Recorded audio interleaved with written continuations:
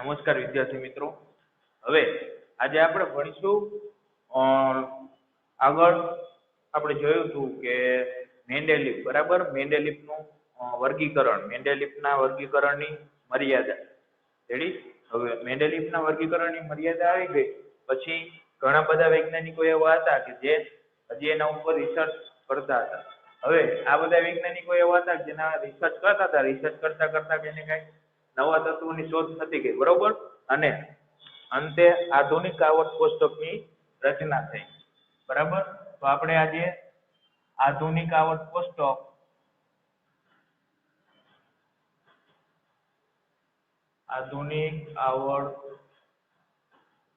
કોષ્ટકની રૂપરેખા વર્ણવો અથવા તો આધુનિક આવર્ત કોષ્ટક વિશે માહિતી આપો અથવા તો ટૂંકનોંધ લખો. આધુનિક આવર્ત કોષ્ટક, બરાબર? આ બધા પ્રશ્નો આધુનિક આવર્ત કોષ્ટકના છે. હવે મિત્રો વિચાર કરો કે આધુનિક આવર્ત કોષ્ટક કઈ રીતના આવ્યું છે. તો કે આપણે જોયું કે 18મી સદીમાં ઘણા બધા વૈજ્ઞાનિકો હતા, બરાબર? લોથર મેર છે, મેન્ડેલિફ છે, ન્યુલેન્ડ છે. આ બધાએ 18મી સદીમાં ઘણા પ્રયોગો કરી અને પરમાણ્વીય એને આવર્ત નિયમ આપ્યો તો મેન્ડેલિફે કે તત્વના ગુણધર્મ કેના આવર્ત નિયમ છે? તો કે પરમાણ્વીય દળના. રેડી? હવે તત્વના ગુણધર્મ એ પરમાણ્વીય દળના આવર્તનીય વિધેય છે. તો એના પ્રમાણે એની કંઈક મર્યાદા આવી ગઈ કે પરમાણ્વીય દળ પ્રમાણે જો એને ગોઠવવામાં આવે, બરાબર, તો એ શક્ય નથી. તો પછી હવે જેમ જેમ પ્રયોગો થતા કે એમ 1900ની સદીમાં, એટલે કે 1900ની સાલમાં, 20મી સદીમાં 1931ની આસપાસ વૈજ્ઞાનિક હતા હેનરી મોસ્લે. ઈસવીસન 1931માં હેનરી મોસ્લે, બરાબર? હેનરી મોસ્લે શું કર્યું? તો કે એને 6 કિરણો, બરાબર, એક્સરે ઉપર પ્રયોગો કર્યા. એને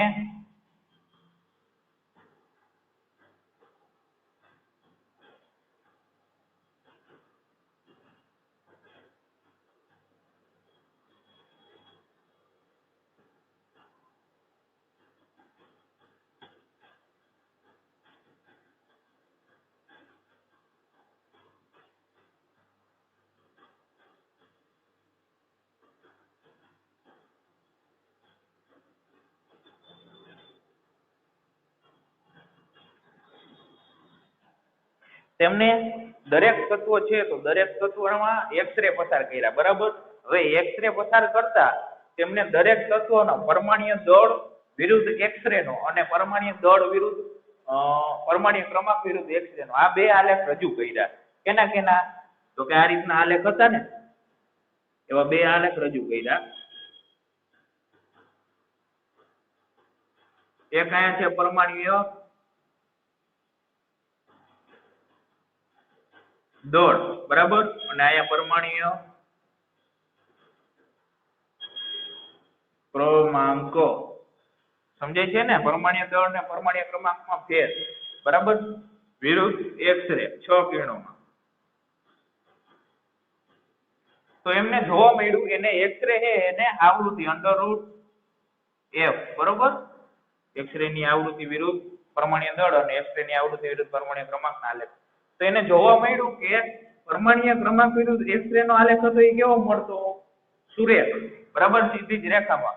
હવે તમને ખ્યાલ છે આ આલેખ સુરેખ હોય, બરાબર, તો બંને એક સમાન વધતા પ્રમાણમાં હોય, બરાબર. દાખલા તરીકે અહીંયા પૂછ્યું ને આટલું વધ્યું, પરમાણ્વીય ક્રમાંક જેટલો જ વધે છે તેટલી જ તેની આવૃત્તિ વધે છે. જ્યારે પરમાણ્વીય દળ છે તો એનો આલેખ નિશ્ચિત મળ્યો નહીં, બરાબર.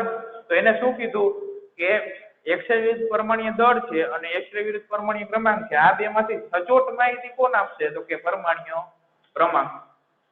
તો આ પરથી નક્કી થયું. પછી આવી માહિતી મળ્યા પછી હેનરી મોસ્લે સાથે બીજા ઘણા બધા વૈજ્ઞાનિકોએ કાર્ય કર્યું હતું અને અંતે આધુનિક આવર્ત કોષ્ટકની રચના કરી. એમાં આધુનિક આવર્ત નિયમ શું આપવામાં આવ્યું? પેલા મેન્ડેલિફે આવર્ત નિયમ શું આપ્યો? તો કે તત્વના ભૌતિક અને રાસાયણિક ગુણધર્મ કેના આવર્તનીય વિધેય છે? તો કે પરમાણ્વીય દળના. પરંતુ આ જેવી શોધ થઈ બરાબર અને આધુનિક આવર્ત કોષ્ટક વિકસાવવામાં આવ્યું ત્યારે એને શું કીધું તો કે તત્વના ભૌતિક અને રાસાયણિક ગુણધર્મ એ પરમાણ્વીય ક્રમાંકના આવર્તનીય વિધેય છે. રેડી? આપણે મેન્ડેલિફમાં પરમાણ્વીય દળના આવર્તનીય વિધેય છે કારણ કે એને પરમાણ્વીય દળને પ્રાધાન્ય. પરંતુ આ હેનરી મોસલે આ એક્સ-રે વિરુદ્ધ પરમાણ્વીય ક્રમાંકનો આલેખ જોવા મળ્યો ત્યારે એને પરમાણ્વીય ક્રમાંકને સચોટ માહિતી રીતે મંજૂર કર્યું. બરાબર? તો આપણે હવે જોશું ક્વેશ્ચન આપો કે કઈ રીતના તેમને મેન્ડેલિફ બધા વૈજ્ઞાનિકોએ આવર્ત કોષ્ટક રજૂ કર્યું, આવર્ત કોષ્ટક કઈ રીતના બનાવવામાં આવ્યું અને આવર્ત કોષ્ટકનું આવર્તનીય વિધેય શું છે અને આવર્ત કોષ્ટકમાં એની રૂપરેખા શું છે. બરાબર? તમને આવર્ત કોષ્ટકની રૂપરેખા વર્ણવો એમ કહે છે આધુનિક. તો આધુનિક આવર્ત કોષ્ટકમાં કઈ કયા માહિતી છે, કેવી રીતના ગોઠવવામાં આવ્યા છે તત્વોને, આપણે એને ક્વેશ્ચન પ્રમાણે કઈ રીતના યાદ રાખી શકીએ એ જોઈએ. ચાલો તો આપણે જોઈએ. સૌપ્રથમ હેનરી મોસલે આ નિયમ આપ્યો. બરાબર? તો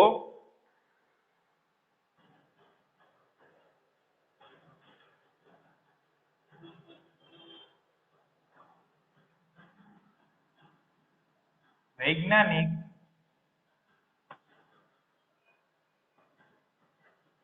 હેનરી મોસલેના પરમાણ્વીય ક્રમાંક વિરુદ્ધ 6 કિરણના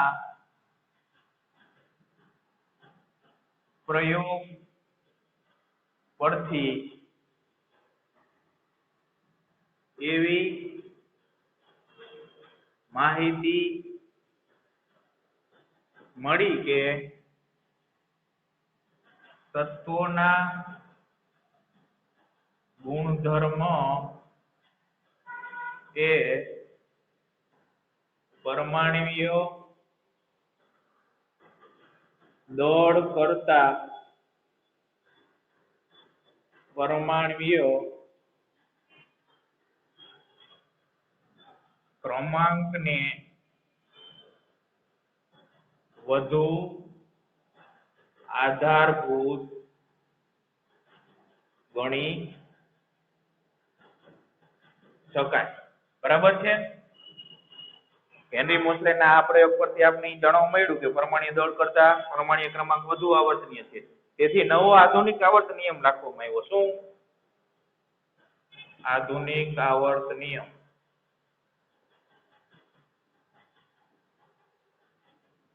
આ ખાસ ધ્યાન રાખજો. આધુનિક આવર્ત નિયમ ને મેન્ડેલિફનો આવર્ત નિયમ બે અલગ અલગ છે.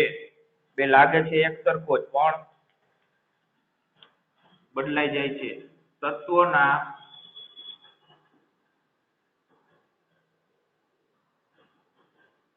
ભૌતિક અને રાસાયણિક ગુણધર્મો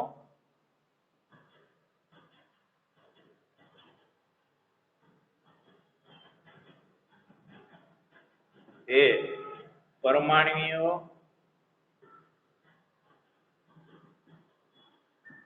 ક્રમાંકના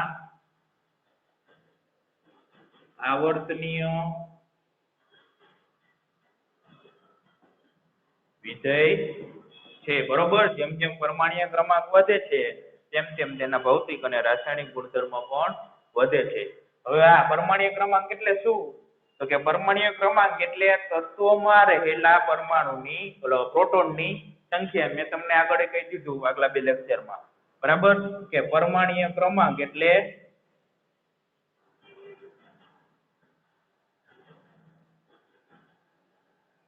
તત્વોમાં રહેલા પ્રોટોનની સંખ્યા. રેડી? તત્વોમાં પ્રોટોન અને ઇલેક્ટ્રોનની સંખ્યા હંમેશા કેવી હોય છે? સમાન જ હોય છે. જેટલા પ્રોટોન હોય તેટલા જ ઇલેક્ટ્રોન હોય. તમને ક્વેશ્ચનમાં એમ કહી દે કે કોઈ તત્વ છે એનો પરમાણ્વીય ક્રમાંક 19 છે તો તેમાં ઇલેક્ટ્રોનની સંખ્યા જણાવો. તો કઈ રીતના ખબર પડે કે પરમાણ્વીય ક્રમાંક આપી દીધો 19, તો 19 પરમાણ્વીય ક્રમાંક હોય તો એની અંદર કેટલા પ્રોટોન રહેલા હોય? તો કે 19 પ્રોટોન રહેલા હોય. 19 પ્રોટોન રહેલા હોય તો ઇલેક્ટ્રોનની સંખ્યા કેટલી હોય? તો કે 19 જ હોય. જેટલા પ્રોટોન એટલા જ ઇલેક્ટ્રોન.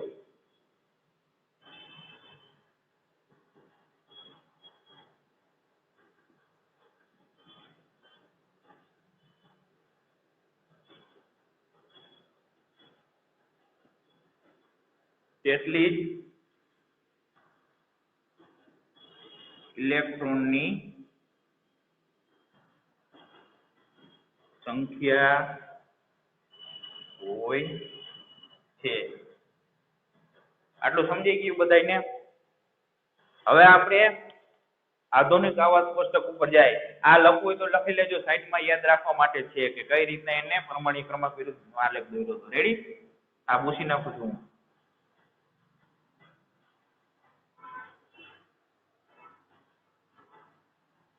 હવે મિત્રો ખાસ ધ્યાન રાખજો. અહીંયા આપણે જોઈએ કે આધુનિક આવાસ કોષ્ટક મેં તમને પાકું કરવા દીધું હતું એટલે તમને કદાચ આવડી જ ગયું હશે. નો આવડી ગયું હોય તો હજી વાંચી લેજો, કારણ કે આના ઉપરથી ઘણા બધા પ્રશ્નો પૂછવામાં આવે છે. બરાબર?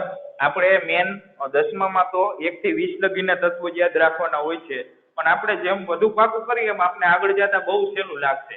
બરાબર? એટલે મેં તમને એસ અને પી બંને વિભાગના તત્વોના નામ આવડવાના જરૂરી કીધા હતા. રેડી? તો આપણે જોઈએ કે એસ વિભાગ અને પી વિભાગ.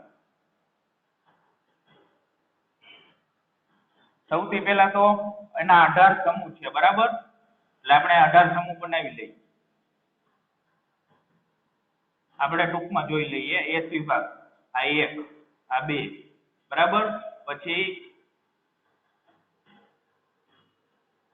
આ 3, 4, 5, 6, 7, 8, 9, 10, 11 અને 12.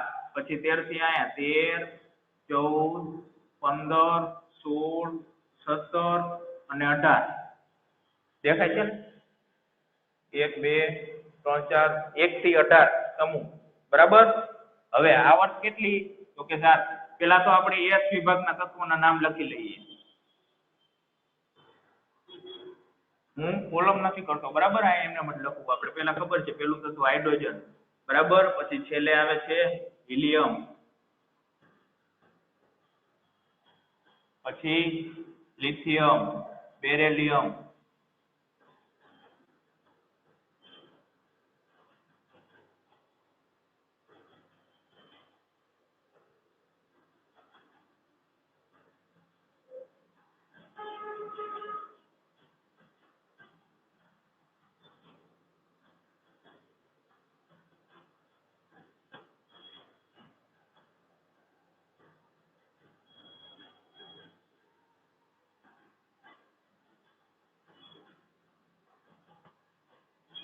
બરાબર? આ 1 થી 20 તત્વો આપણે ગ્રુપમાં જોઈ લઈએ. એલિનાકી, રફસે, ફરિયાદ, બેટા માંગે કાલાસર, બાપ રાજી. બરાબર? બાલ, ગયે, ઇન્ડિયા, થાઈલેન્ડ અને નેધરલેન્ડ.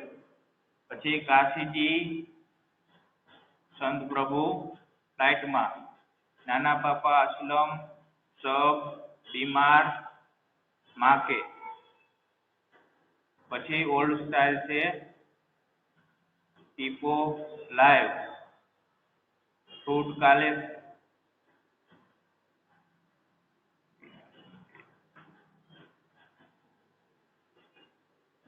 પછી હિમેશ ને અર્જુન, ફર, હીરો ફર, રણ, આઉટ. બરાબર? આપણે એસ અને પી વિભાગના તત્વોના નામ યાદ રાખવાના છે. અને પ્રથમ 1 થી 20. બરાબર?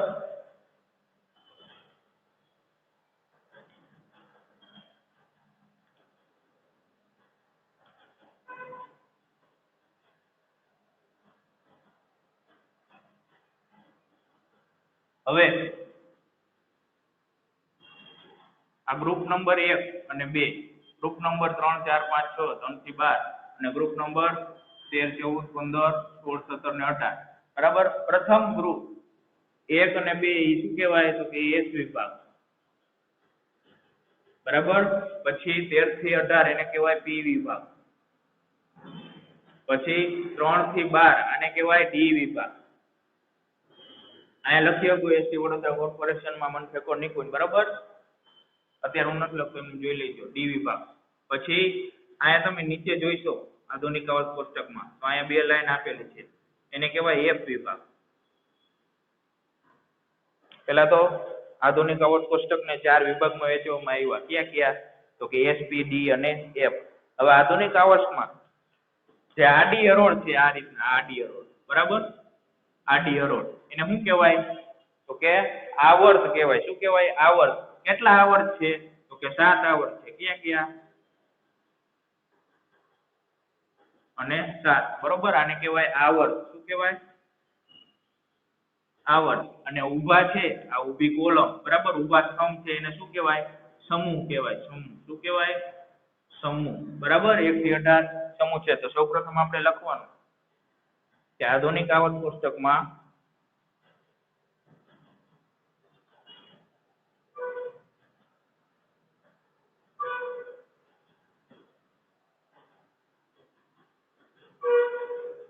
તત્વોને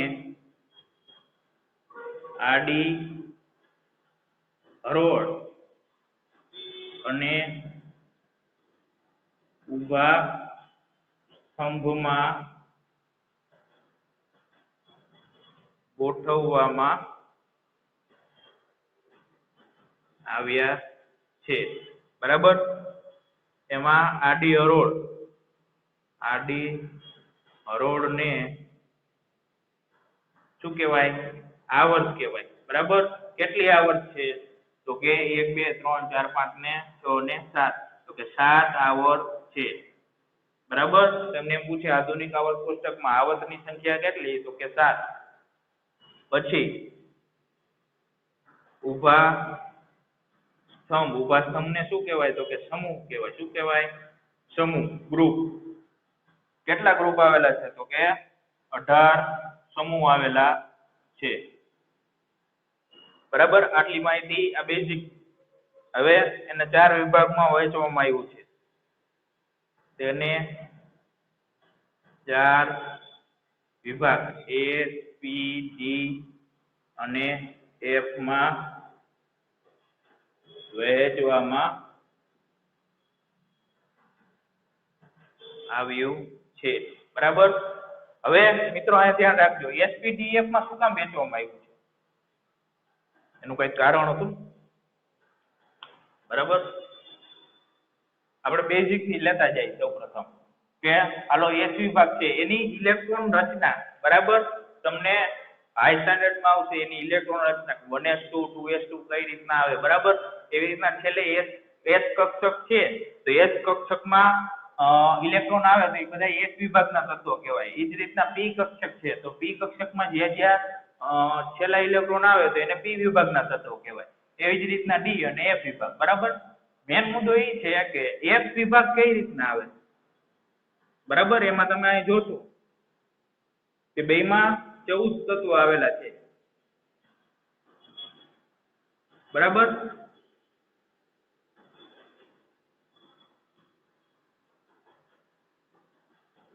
અહીંયા 56 થી લઈને 71 છે. અહીંયા 90 થી લઈને 102 છે.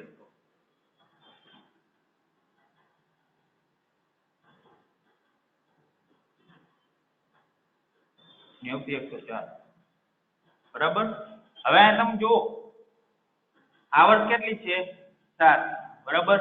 એમાં છઠ્ઠા અને 7મા આવર્તમાં અહીંયા 2 છે બરાબર. એ 2 તત્વો આવેલા છે અહીંયા ગ્રુપ નંબર સમૂહ નંબર 3 માં આ 2 તત્વો આવેલા છે. એક લેન્થેનોઇડ અને એક એક્ટિનોઇડ અને એક્ટિનોઇડ બરાબર. આ 2 તત્વો આવેલા છે. હવે આપને ખબર છે કે આધુનિક આવાસ કોષ્ટકમાં શું જરૂરી છે કે કોઈ પણ તત્વ શું થાય જો એના ગુણધર્મ એ બીજા કોઈ તત્વ જેવા હોય તો એ તત્વને ક્યાં રાખવામાં આવે તો કે એ તત્વના સમૂહમાં એટલે કે એક જ સમૂહ હોય તો સમૂહમાં આ તત્વોના ગુણધર્મો વધતા હોય સતત, અથવા તો સમાન રહેતા હોય, અથવા તો સતત ઘટતા હોય, એટલે એને આવર્તનીય વિધેય કહેવાય. બરાબર? તો આ 56મું તત્વ છે અહીંયાથી 14 એવા તત્વો મળ્યા કે જેના ગુણધર્મ સેમ ટુ સેમ લેન્થેનિયમ જેવા જ હતા. બરોબર છે?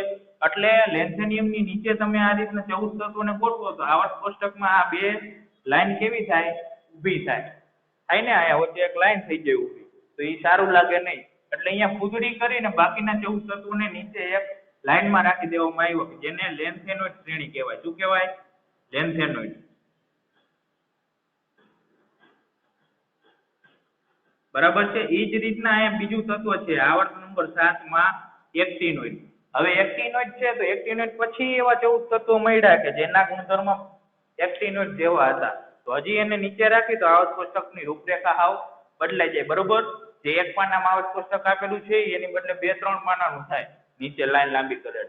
એટલે એને ફૂદડી કરીને અહીંયા આડી રીતે દર્શાવવામાં આવ્યા જેને એક્ટિનોઇડ શ્રેણી કહેવાય. કેવી કહેવાય? એક્ટિનોઇડ. આટલું સમજાઈ ગયું શું કામ એને અલગ કરવામાં આવ્યું એક વિભાગને? હવે તમે જુઓ hydrogen, lithium, sodium, potassium, rubidium, સિલિયમ, પોટેશિયમ. બરાબર? સમૂહ નંબર 1 એને શું કહેવાય? સમૂહ નંબર 1 ને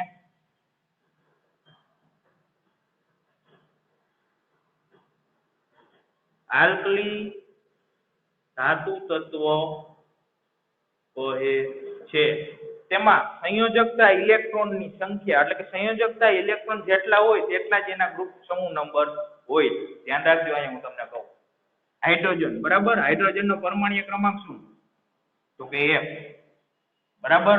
હાઇડ્રોજનની ઇલેક્ટ્રોન રચના તમને આ યાદ હોવું જોઈએ કે ઇલેક્ટ્રોન રચના કઈ રીતના ઇલેક્ટ્રોન ભરાય તો કે પહેલી કક્ષામાં 2, 8, 8, 18, 32 અને 32. બરોબર? હાઇડ્રોજનની 1.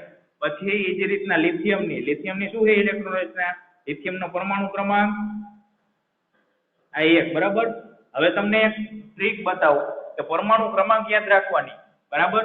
સમૂહ નંબર 1 આ લખું છું. બરાબર? ધ્યાન રાખજો.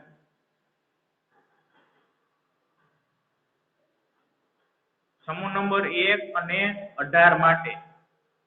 એના માટે સમૂહ નંબર 1 અને 18 માટે. બરાબર?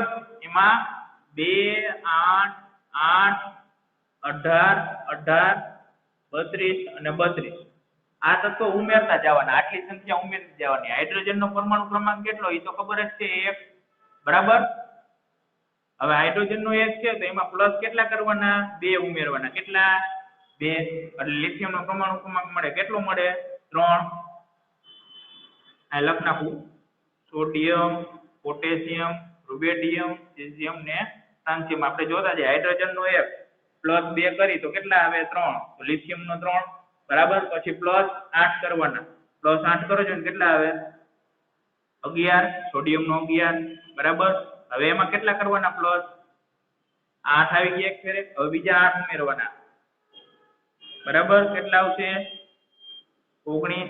બરાબર? વળી કેટલા ઉમેરવાના છે? 18. પ્લસ 18 ઉમેરો કેટલા આવે? 37. બરાબર? વળી પાછા કેટલા ઉમેરો? 18. કેટલો આવશે? 55. હવે એમાં ઉમેરો 32. બરાબર? કેટલા આવશે? 87. તો આ એના પરમાણુ ક્રમાંક મળી ગયા આપણને. હવે પરમાણુ ક્રમાંક ઉપરથી એનામાં પ્રોટોનની સંખ્યા મળે P+ ની. જેટલો પરમાણુ ક્રમાંક એટલી એની પ્રોટોનની સંખ્યા. આમાં સોડિયમ છે તો સોડિયમના પ્રોટોનની સંખ્યા 11. ઇલેક્ટ્રોનની સંખ્યા કેટલી? જેટલી પ્રોટોનની સંખ્યા એટલે ઇલેક્ટ્રોનની સંખ્યા. ઇલેક્ટ્રોનની સંખ્યા 11. હવે ઇલેક્ટ્રોનની સંખ્યા આપણે મળી ગઈ. હવે એનો આપણે ઇલેક્ટ્રોન રચના લખવી હોય તો પેલી કક્ષામાં મહત્તમ 2, બીજીમાં 8, ત્રીજીમાં 8, ચોથીમાં 18, 18, 32, 32 આ રીતના. તો હાઇડ્રોજનની ઇલેક્ટ્રોન રચના શું થઈ છે? માત્ર ને માત્ર વર્ગ. એક જ ઇલેક્ટ્રોન છે પૂરી.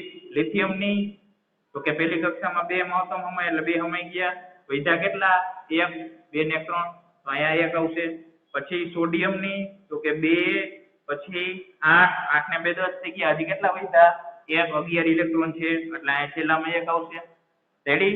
એ જ રીતના પોટેશિયમ ની તો કે 2 8 8 અને 1 બરાબર 8 ને 2 10 ને 8 18 ને 1 19 એ જ રીતના 2 8 8 18 1 એ જ રીતના 2 8 8 18 18 ને 1 તો તમે જુઓ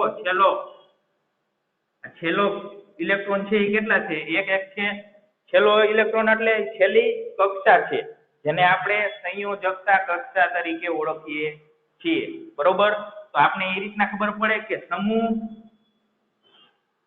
ગ્રુપ નંબર 1 એટલે કે સમૂહ નંબર 1 છે તેમાં બધા તત્વોની છેલ્લા કક્ષાની ઇલેક્ટ્રોનની સંખ્યા ઇલેક્ટ્રોન સંયોજકતા ને સંયોજકતા ઇલેક્ટ્રોન તમે આમાં ખાસ ધ્યાન રાખજો સંયોજકતા ખાલી કહે ને એમાંય ફેર અને સંયોજકતા ઇલેક્ટ્રોનની સંખ્યા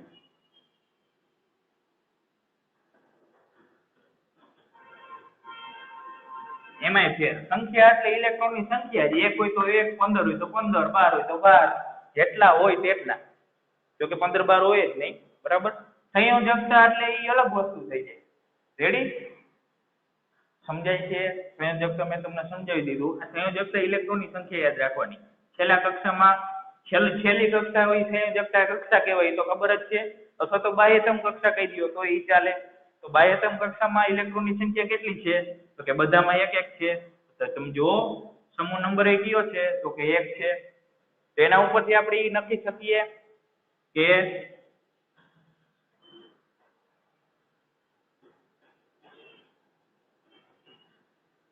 સમૂહ નંબર બરાબર તત્વની સંયોજકતા કક્ષામાં રહેલી ઇલેક્ટ્રોનની સંખ્યા લખી શકીએ એ જ રીતના આમાં જુઓ બેરિલિયમ મેગ્નેશિયમ કેલ્શિયમ સ્ટ્રોન્શિયમ બેરિયમ ને રેડિયમ બેરિલિયમ છે એનો પરમાણુ ક્રમાંક કેટલો છે તો કે 3 ને 4 બરોબર આ બેરિલિયમ મેગ્નેશિયમ કેલ્શિયમ સ્ટ્રોન્શિયમ બેરિયમ અને રેડિયમ તો બેરિલિયમ છે તો એનો પરમાણુ ક્રમાંક કેટલો છે તો કે આ સોડિયમ નો 3 છે તો બેરિલિયમ નો લિથિયમ નો 3 છે તો બેરિલિયમ નો 4 બરાબર એક વધારે પછી પોટેશિયમ નો આ લખેલા છે જો સોડિયમ નો 11 તો કેલ્શિયમ નો કેટલો મેગ્નેશિયમ નો કેટલો 12 પછી અહીંયા 20 અહીંયા 38 56 અને 88 બરાબર તો આ 4 ઇલેક્ટ્રોન છે હવે તો ખબર પડી ગઈ ને કે બેરિલિયમ છે તો એનો પરમાણુ ક્રમાંક 4 તો પ્રોટોનની સંખ્યા 4 ને ઇલેક્ટ્રોનની સંખ્યા 4 બરોબર તો આ રીતના એની ઇલેક્ટ્રોન રચના થાય 2 2 એવી જ રીતના મેગ્નેશિયમની 2 8 2 2 8 8 2 2 8 8 18 2 તો આમાં તમે જુઓ લાસ્ટ સેલમાં કેટલા ઇલેક્ટ્રોન છે 2 તો એનો સમૂહ નંબર 2 છે તો આ સાચું પડ્યું હવે જોજો મિત્રો આ હે ને માત્ર સમૂહ નંબર 1 અને 2 ને જ લાગુ પડશે બાકીમાં સમૂહ નંબર 13 થી 18 માં જોઈજો એમાં શું કરવાનું તો કે 10 પ્લસ સંયોજકતા ઇલેક્ટ્રોનની સંખ્યા શું કરવાનું 10 કરવાના પ્લસ શું કામ 10 કરવાના જોઈએ આપણે બોરોન છે બરાબર બોરોન નો પરમાણુ ક્રમાંક કેટલો લિથિયમ નો 3 બેરિલિયમ નો 4 બોરોન નો 5 6 7 8 9 10 11 12 11 આ 12 આ 13 14 15 16 17 અને 18 પછી 19 20 21 22 23 24 25 26 આ નહીં આવો 21 22 વચ્ચે તત્વ આવી જાય ને બરાબર અહીંથી પછી બીજા તત્વ આવી જશે એટલે અહીંયા લખી ધ્યાન રાખજો હવે તમે જો આ helium neon argon krypton xenon રેડોનમાં આ જોઈ લ્યો તમે પ્લસ પ્લસ આટલા કરતા જઈજો એટલે એનો પરમાણુ ક્રમાંક તમને મળશે હિલિયમ નો પરમાણુ ક્રમાંક 2 બરાબર એમાં 8 ઉમેરો એટલે કેટલા આવે તો કે 10 તો નિયોન નો 10 છે બરાબર એમાં પાછા 8 ઉમેરો એટલે 18 તો કે આર્ગોન નો 8 છે પછી ક્રિપ્ટોન નો કેટલો 18 + 18 કરવાના બરાબર પછી ફરી પાછા 18 પ્લસ કરવાના, પછી 32 કરવાના, પછી 32 કરવાના. એટલે તમને ગ્રુપ નંબર 1 અને ગ્રુપ નંબર 18 આ બેના પરમાણુ ક્રમાંક તમને મળી જાય. બરાબર. હવે તમને બોરોન છે તો બોરોનમાં કેટલી ઇલેક્ટ્રોન છે તો કે 5 છે. તો એની ઇલેક્ટ્રોન રચના કેવી થઈ છે બોરોનની તો કે 2 અને 3. બરોબર. બાહ્યતમ કક્ષામાં કેટલા ઇલેક્ટ્રોન 3. પછી એની નીચે છે એલ્યુમિનિયમ. તો એલ્યુમિનિયમની ઇલેક્ટ્રોન રચના એલ્યુમિનિયમમાં 13 છે. બરાબર. ઇલેક્ટ્રોન 13 છે. તો 2 8 અને 3 સાઈડના નીચે નીચે જાશો ને એમ 3 3 વધશે છેલ્લે. સંયોજકતા ઇલેક્ટ્રોનની સંખ્યા 3 થશે. તો આ 3 છે તો તમે જુઓ કે સમૂહ નંબર કયો છે 13 છે. એટલે આપણે 10 પ્લસ સંખ્યા કરવાની છે. તો 10 પ્લસ 3 એટલે કેટલો થાય? આ યાદ રાખવા માટે બરાબર તમને કોષ્ટક પૂછે ગમે એ પૂછે ગમે એમ પૂછે. દાખલા તરીકે તમને એમ પૂછે કે કોઈ પણ તત્વ છે એનો પરમાણુ ક્રમાંક 21 છે. બરાબર. તો એ કયા ગ્રુપનું તત્વ છે, કયા સમૂહનું તત્વ છે, સમૂહ નંબર કેટલા? તો ડાયરેક્ટ ઇલેક્ટ્રોનની સંખ્યા આટલી છે 21, પરમાણુ ક્રમાંક આપી દીધો.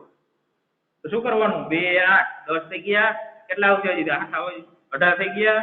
હવે કેટલા આવશે? 19 20 ને 21 3. બરાબર. 3 છે તો 10 પ્લસ 3 સમૂહ નંબર 13 મળી ગયો. ડાયરેક્ટ સમૂહ નંબર 13 કેટલું કીધું? 28 માં 28 હોય. બરાબર. આ 21 22 23 24 25 26 27 ને 28 સમજાઈ ગયું? સમૂહ નંબર ઉપરથી તમને ઇલેક્ટ્રોનની તમને સમૂહ નંબર ઉપરથી ઇલેક્ટ્રોનની સંખ્યા ખબર હોય તો સમૂહ નંબર મળી જાય. બરાબર.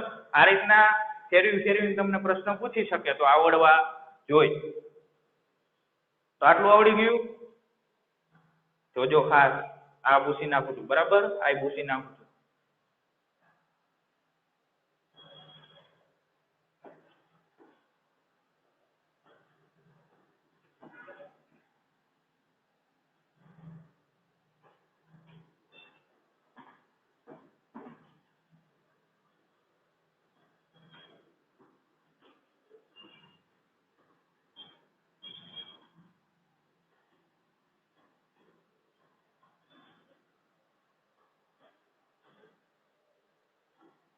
એ જ રીતના તમને આ ઇલેક્ટ્રોન છે. બરાબર. તો આનો પરમાણુ ક્રમાંક યાદ રાખવો હોય તો એ સ્ટ્રિંગ છે. બરાબર. કાર્બન છે તો એની ડાયરેક્ટ ક્યાંથી ચાલુ થાય? 8 8 18 18 32 32. બરાબર. 6 માં 8 ઉમેરો એટલે 14. બરાબર. એમાં પાછા 18 ઉમેરવાના એટલે જર્મેનિયમ નો મળે. બરાબર. પછી ટીન નો મળે. એ રીતના આગળ ઉમેરતા જવાનું. એટલે હવે તમને એ ખબર પડી ગઈ. બરાબર. સમૂહમાં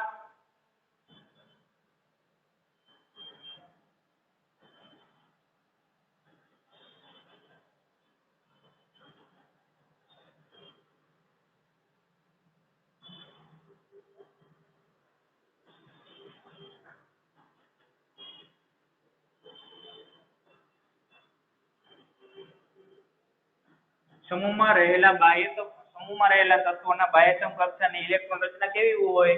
તો કે હંમેશા કેવી હોય? એક સમાન જ હોય છે.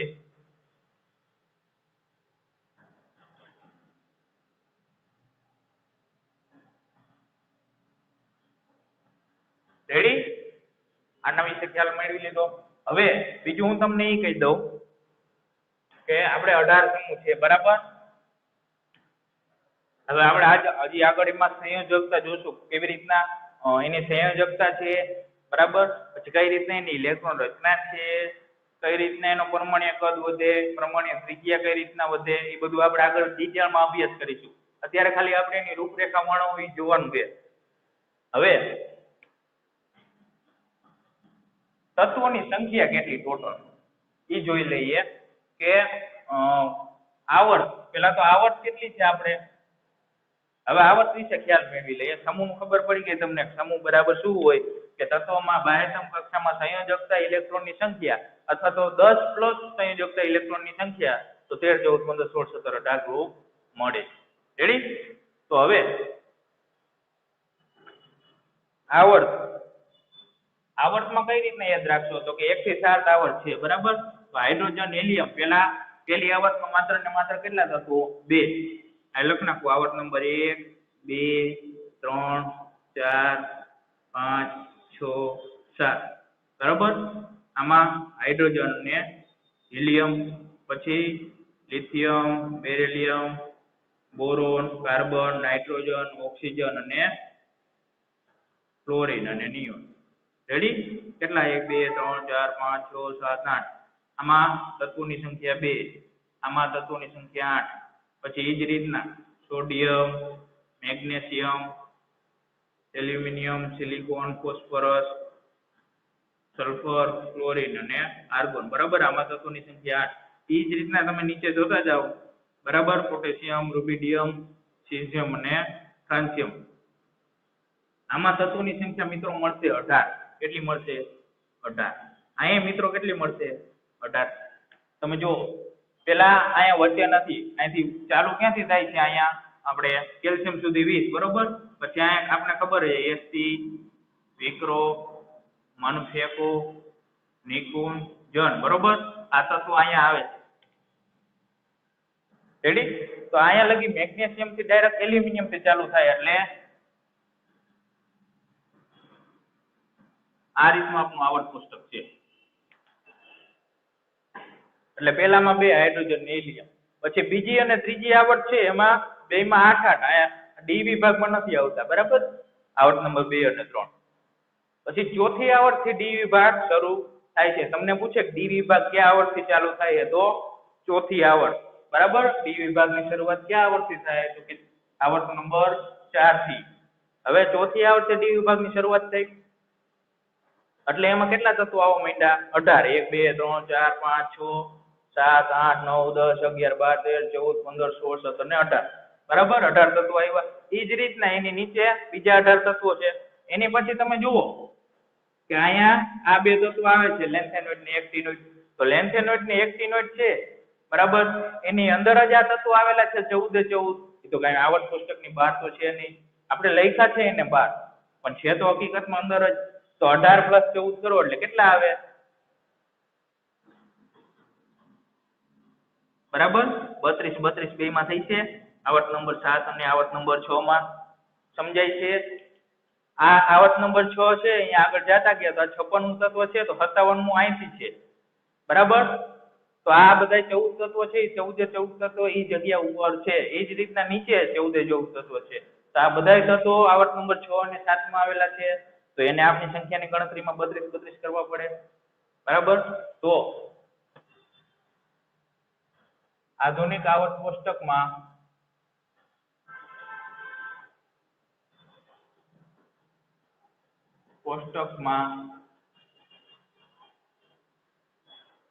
એક થી 7 આવર્તમાં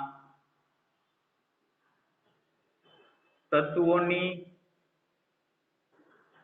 સંખ્યા અનુક્રમે એટલે કે પહેલી આવર્તમાં કેટલા? કે 2, બીજીમાં 8, ત્રીજીમાં 8, ચોથીમાં 18 18 32 છે. સમજાય છે? 2 8 8 18 32.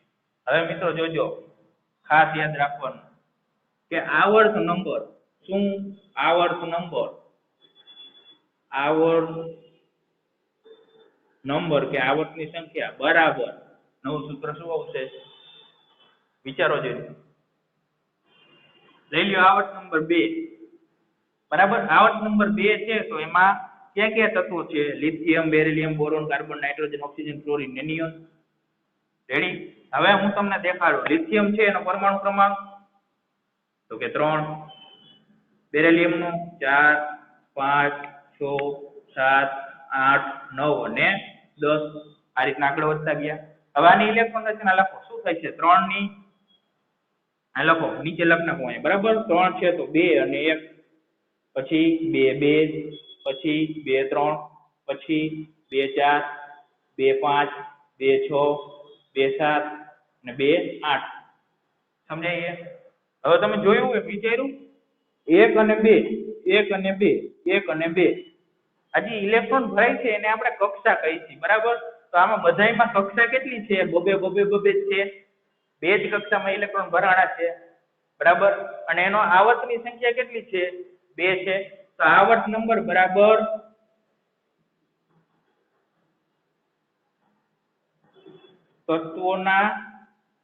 તત્વોની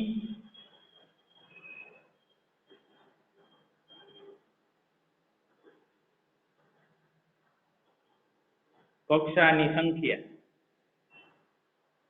આમાં બધામાં બબે કક્ષાઓ આવેલી છે તો આવર્ત નંબર 2 છે. બરાબર.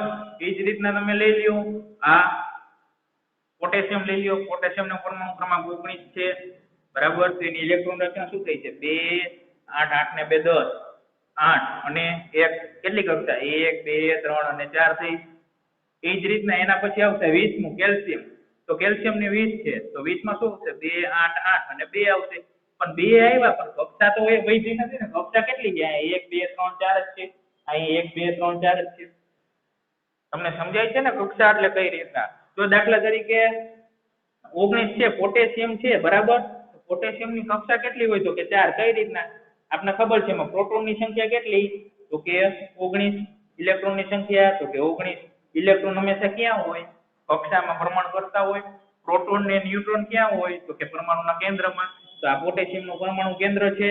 આમાં 19 પ્રોટોન છે અને ન્યુટ્રોન છે કઈ. બરાબર. હવે કક્ષા છે તો પહેલી કક્ષામાં માત્ર કેટલા ઇલેક્ટ્રોન હમાય? તો કે 2.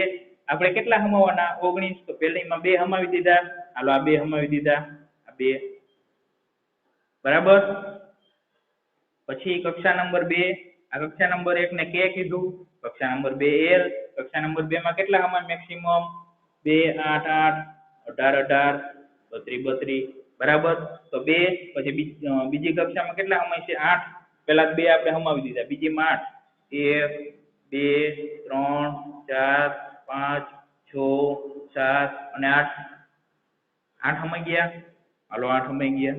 પછી ત્રીજી કક્ષામાં 8 1 2 3 4 5 6 7 8 બીજી કક્ષામાં 8 હમાઈ ગયા. વધ્યા કેટલા? 18 થઈ ગયા. હવે એક વધ્યો તો છેલ્લી કક્ષામાં કેટલા હમાય છે? એક. છેલ્લી કક્ષા એ બાહ્યતમ કક્ષા કહેવાય. સંયોજકતા કક્ષા કહેવાય. તો આ ઇલેક્ટ્રોન ગુમાવી દે એટલે એની સંયોજકતા 1 થાય.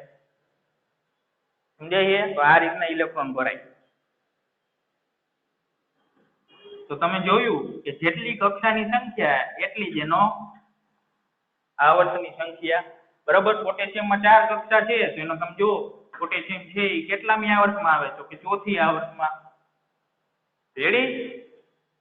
તો આથી લખી શકાય ને કે આધુનિક આવર્ત કોષ્ટકમાં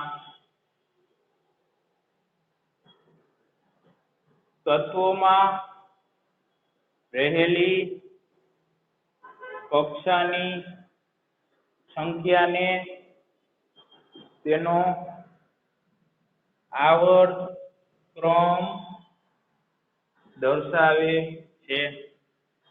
રેડી? આટલું ફાઇનલ થઈ ગયું. હવે શીખજો બરોબર. બરોબર. તમને કઈ રીતના પ્રશ્ન પૂછી શકે. દાખલા તરીકે તમને એમ કહે કે કોઈ તત્વ છે કે તેનો પરમાણુ ક્રમાંક 40 છે. બરાબર. તેનો પરમાણુ ક્રમાંક કેટલો છે? 40. તો તમને એમ પૂછે કે એ કયા આવર્તનું તત્વ છે? તો કઈ રીતના ખબર પડે? કે પરમાણુ ક્રમાંક હોય તો આપણે ઇલેક્ટ્રોન રચના ક્યાં નથી ગોઠવતા આવડતી? 2 8 8 બરાબર. પછી 18 કેટલા થયા? 8 ને 2 10 ને 8 18 18 દુ 36 36 થઈ ગયા. કેટલા વધ્યા? 3. તો આ શું હશે? તમને એમ કે ના સમૂહની સંખ્યા શોધો, આવર્તની સંખ્યા શોધો. તો સમૂહ હોય તો 3 આવ્યું. બરાબર. તો કયું આવે? 10 + 3 એટલે કે 13મો સમૂહ. આવર્ત નંબર તો કે 1 2 3 4 ને 5 5. સિમ્પલ જ છે. રેડી? પછી તમને એનું સંજ્ઞા પૂછી લઈએ તો સંજ્ઞા પૂછી લે તમને ખબર હોવી જોઈએ કે 40મું તત્વ કયું આવશે. સમજાય છે? દાખલા તરીકે 18 છે 19 20 21 22 23 24 25 26 27 28 29 30 35 અહીંયા આવશે 40મું તત્વ. બરાબર. તો આ રીતના તમને ખબર હોવી જોઈએ કે આવર્તની સંખ્યા અને સમૂહની સંખ્યા કઈ રીતના શોધી શકાય. બીજું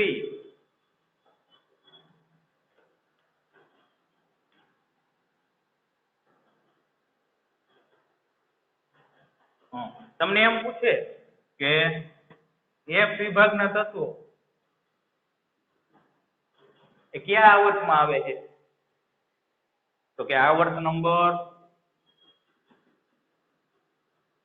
6 અને 7 માં આવે છે. હવે તમને એમ પૂછે કે એક વિભાગના તત્વો કયા સમૂહમાં આવે છે? તો 6 અને 7 આવર્ત છે એ ફાઇનલ છે કે બે આવર્તમાં આવે છે એ વિભાગના તત્વો. આવર્ત નંબર 6 અને આવર્ત નંબર 7. તમને એમ પૂછે કે લેન્થેનોઇડ શ્રેણી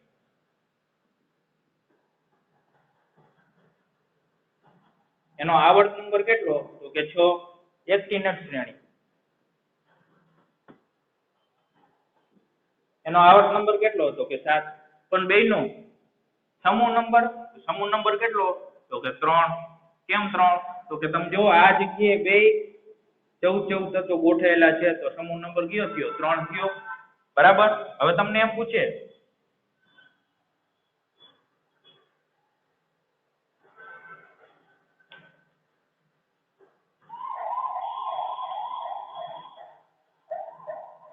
આ તો આવડી જશે ને હવે લેન્થેનોઇડ શ્રેણી એક્ટિનોઇડ શ્રેણી. હવે માળખાકીય માહિતીમાં બાકી કઈ રહ્યું નથી. બરાબર.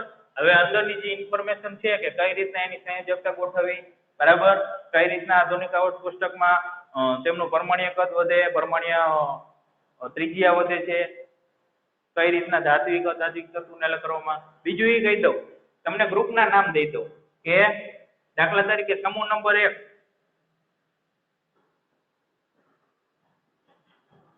તો એને શું કહેવાય? તો કે આલ્કલી ધાતુ તત્વો કહેવાય.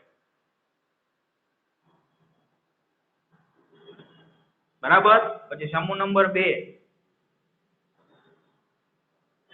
2 ને કહેવાય આલ્કલાઇન અર્ધ ધાતુ તત્વો. શું કહેવાય? આલ્કલાઇન અર્ધ ધાતુ તત્વો. પછી સમૂહ નંબર 13 ને કહેવાય, સમૂહ નંબર 13 માં જો પેલું તત્વ કયું છે? બોરોન. તો એને શું કહેવાય? બોરોન ફેમિલી કહેવાય. શું કહેવાય? બોરોન સમૂહ કહેવાય. બોરોન નું કુટુંબ. બરાબર. એવી જ રીતના સમૂહ નંબર 14. તો સમૂહ નંબર 14 માં પેલું તત્વ કયું? તો કાર્બન. તો કે કાર્બન સમૂહ કહેવાય. બરાબર. પછી સમૂહ નંબર 15. સમૂહ નંબર 15 પેલું તત્વ કયું? તો કે નાઇટ્રોજન. તો શું કહેવાય ને? નાઇટ્રોજન સમૂહ. પછી સમૂહ નંબર 16. સમૂહ નંબર 16 છે તો સમૂહ નંબર 16 નું પેલું તત્વ કયું? તો કે ઓક્સિજન. તો એને ઓક્સિજન સમૂહ પણ કહેવાય. અને બીજું યાદ રાખજો ચાલ્કોજ સમૂહ, ચાલ્કોજન સમૂહ. ચાલ્કોજન સમૂહ એટલે શું? કે ઓર બનાવે. ઓર એટલે એના ઓક્સાઇડ બનાવે કે ગમે એ વસ્તુ એવી બનાવે કે જેનાથી ધાતુ તત્વો મેળવી શકાય. બરાબર. ઓર કહેવાય એને. ઓર એટલે આપણે કહીએ ને કાચી ધાતુ ઓક્સાઇડ કે ઓક્સાઇડમાંથી દાખલા તરીકે આયર્ન ઓક્સાઇડ હોય Fe2O3 તો એમાંથી આપણે આયર્ન મળે. એ કાચી ધાતુ કે એવી રીતના ઓર બનાવે એટલે એને ચાલ્કોજન સમૂહ કહેવાય. ચાલ્કોજ. બરાબર. પછી સમૂહ નંબર 17. સમૂહ નંબર 17 માં પેલું તત્વ ફ્લોરિન. તો એને ફ્લોરિન સમૂહ નો કહેવાય. શું કહેવાય? હેલોજન સમૂહ કહેવાય. અને છેલ્લે સમૂહ નંબર 18. સમૂહ નંબર 18 ના ઘણા નામ છે. બરાબર. નોબેલ ગેસીસ ઇંગ્લિશમાં એને નોબેલ ગેસ કહેવાય. આપણે કઈ નિષ્ક્રિય સમૂહ, નિષ્ક્રિય વાયુ સમૂહ. બરાબર. અથવા તો ઝીરો ગ્રુપ કહેવાય. ઝીરો સમૂહ. કા ઝીરો? સંયોજકતા 0 છે એટલે. બરાબર. ઝીરો સમૂહ કહેવાય. નિષ્ક્રિય વાયુ તત્વો કહેવાય. પછી નોબેલ ગેસ કહેવાય. ઘણા બધા નામે. બરાબર. તો આ તમે જોયું આધુનિક આવર્ત પુસ્તકની રૂપરેખા. બરાબર. એમાં તમે હજી ડિટેલમાં ક્યાંય તમને બુક હોય તો બુકમાં વાંચજો સરખી રીતે. બરાબર. કયા મુદ્દામાં ઘણા બધા મુદ્દાનો સમાવેશ થઈ શકે છે. હવે આગળ આપણે જોઈશું કે એને કઈ રીતના એને કઈ રીતના આપણે અંદર તત્વોને ચડતા ક્રમમાં ઉતરતા ક્રમમાં એનો પરમાણ્વીય ત્રિજ્યા ની બધું જોશું. બરાબર. આગળ